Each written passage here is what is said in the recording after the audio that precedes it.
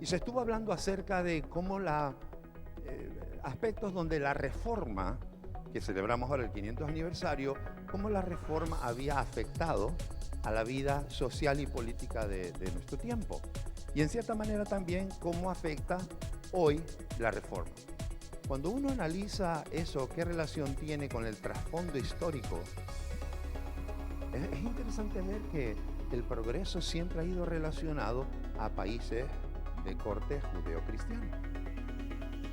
Y no ocurre eso con las otras. No es que sean ni malas ni buenas, simplemente que en este caso el nivel de corrupción va directamente relacionado con el corazón que cada uno tiene.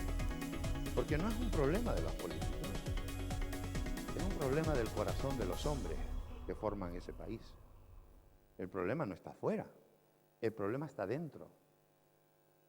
Pero allí donde el cristianismo ha tenido un efecto, uno ve claramente que esos países han llegado a funcionar de otra manera. Entonces los vemos en progreso, los vemos en un avance social, etcétera, etcétera, etcétera. Se ha desarrollado eso mucho más que en otros lugares, la democracia. Y cuando empezaron a hablar de la reforma, empezamos a darnos cuenta de cómo muchos de estos países empezaron a progresar a raíz de la reforma. Y la reforma alcanzó a Europa en dos velocidades. Una rápida, que es de Alemania para arriba, incluyendo Inglaterra. Y cuando uno piensa en el sur de Europa, piensa en, entre comillas, otro tipo de gente. España.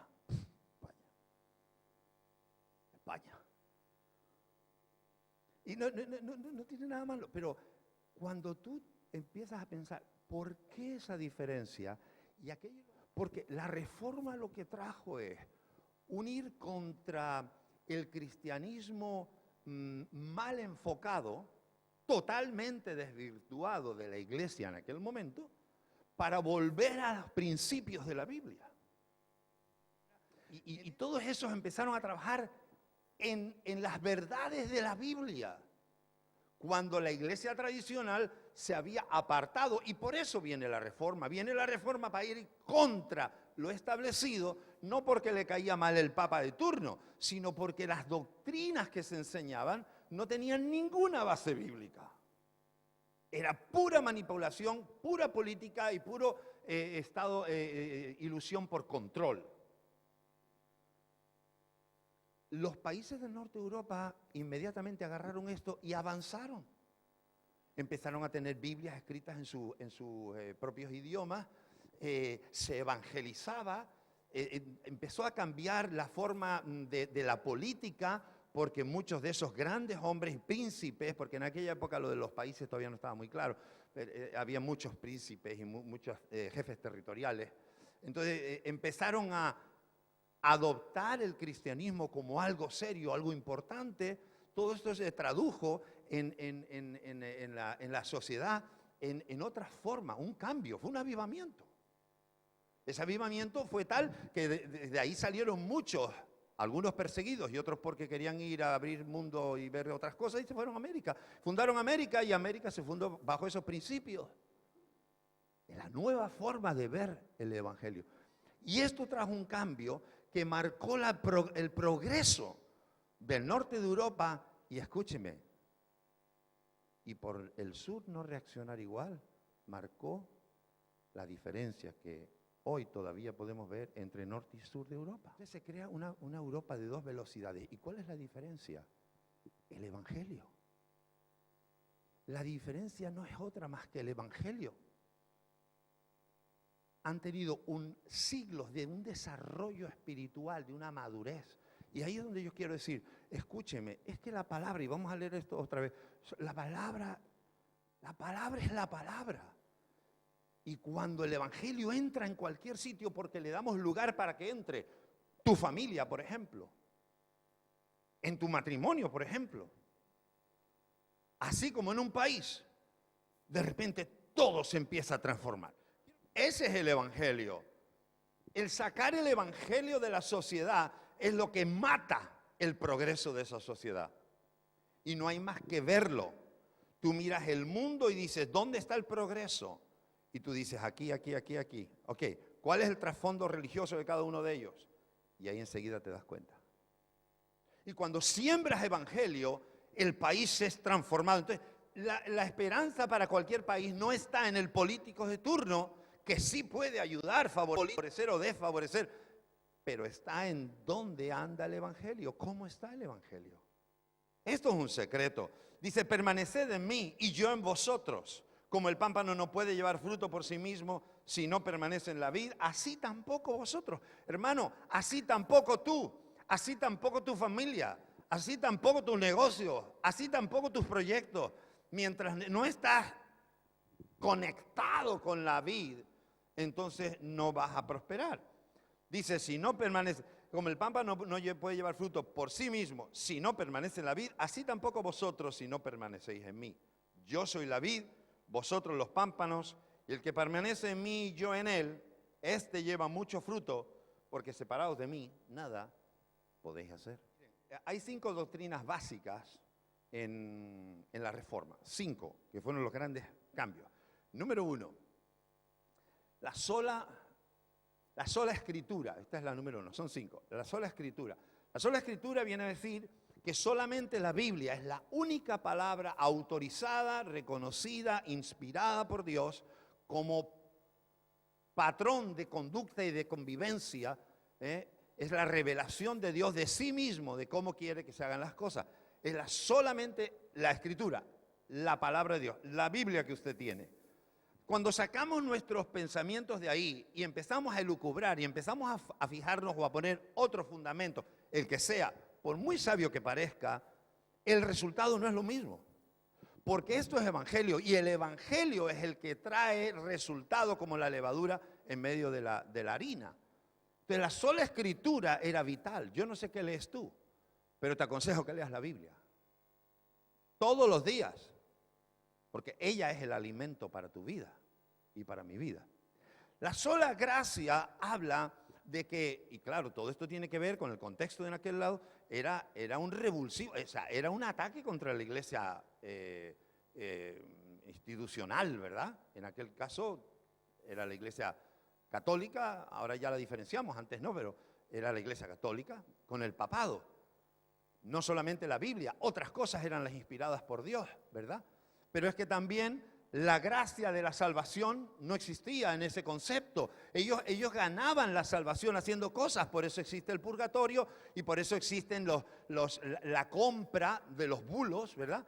Las bulas, perdón, y ganabas con eso salvación. Tú comprabas, ganabas, obtenías por tu esfuerzo, por tu dinero, ganabas la salvación. Así se presentaba.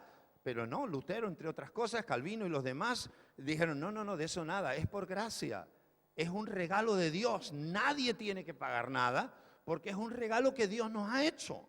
Número 3,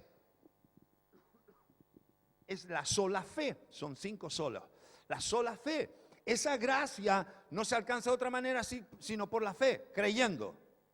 Primero, es un regalo, ¿y cómo lo obtengo? Lo obtienes por fe, creyendo que Jesús murió y como hemos reconocido aquí hoy con la Santa Cena, murió en la cruz, pagó por tus pecados y perdonó todos tus pecados y ahora está a la derecha del Padre intercediendo por todos nosotros. Ese Jesús es solo por la fe. No tengo otra manera de alcanzar la salvación si no es por fe. Número 4, solo Cristo. Solo Cristo. No hay otra salvación, no hay otro personaje, porque no hay otro nombre dado a los hombres bajo el cielo en quien podamos ser salvos, dice la Biblia, y es Jesús. Entonces, aquí te sacas te sacas a todos los ídolos y todas las vírgenes y los santos y todos esa parafernalia que se inventó el hombre y que el diablo consiguió colocar en la vida religiosa cristiana, intentando poner otros intermediarios que intercedieran por nosotros. No, ellos dijeron, no, eso no está en la Biblia. Aquí solo hay uno, y ese es Jesús. El Dios mismo hecho hombre.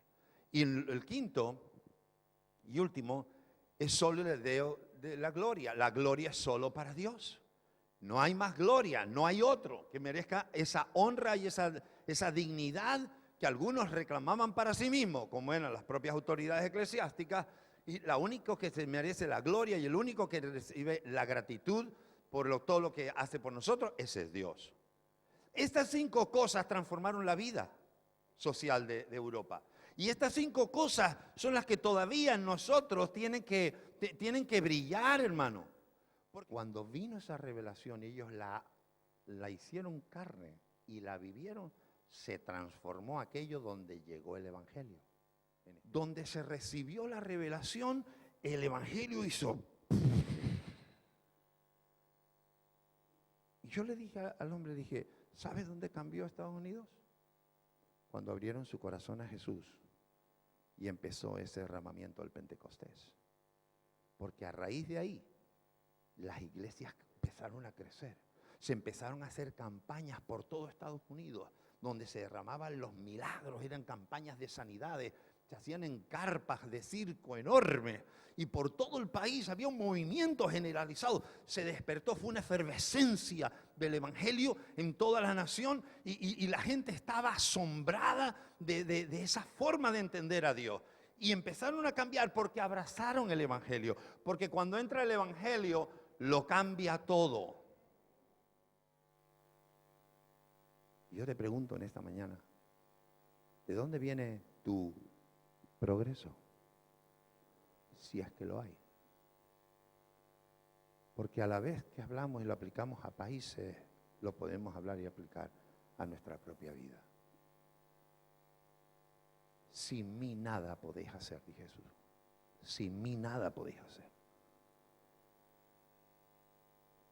Entonces, si tú no metes a Jesús en tu corazón, si tú no te aplicas la palabra a tu vida, si tú no entras en la comunión, en esa relación que Dios quiere tener a través de Jesús contigo,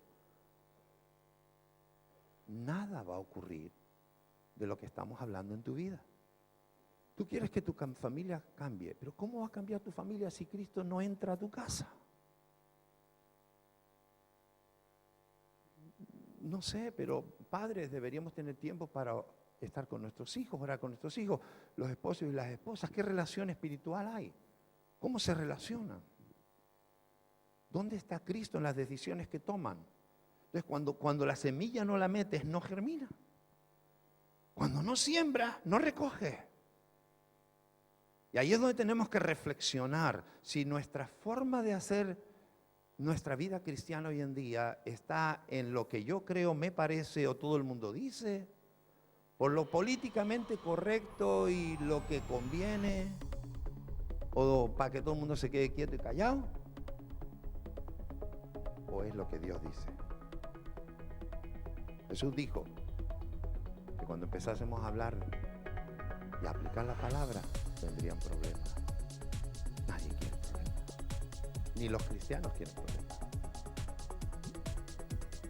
Pero en muchos momentos a la raya hay que ponerla bien firme para separar los bien de los malos. Y eso nos mete en problemas. No tengas miedo a los problemas, porque Cristo está contigo.